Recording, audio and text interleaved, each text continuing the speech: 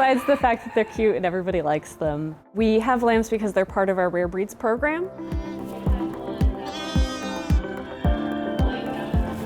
With our rare breeds program, we kind of spread awareness of different rare breeds of livestock and also the fact that livestock can become rare in general. The Leicester Longwool has been part of our rare breeds program since about 1989, and we do breed new lambs every year, partially to keep the rest of our flock numbers up and partially so that we can sell Leicester Longwools to other farmers. When we try to pick animals for our rare breeds program, we try to find animals that reasonably would have been in this area in the right time period. And the Leicester Longwool is actually one of the few breeds of sheep that are still around today that would have been in Virginia in the 1700s.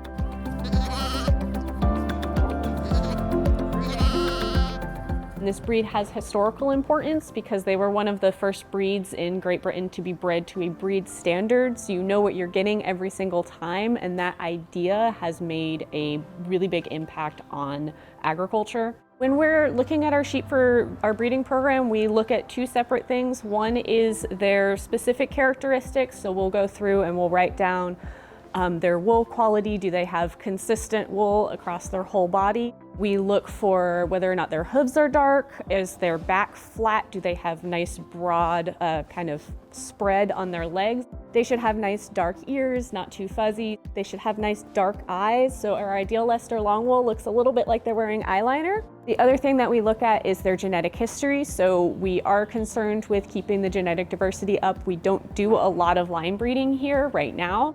We have their history going back through like their great-grandparents, and we try to make sure we're not accidentally putting parents in with each other or cousins in with each other. We have more rams than your average facility is going to have because that does kind of help us keep our genetic diversity up.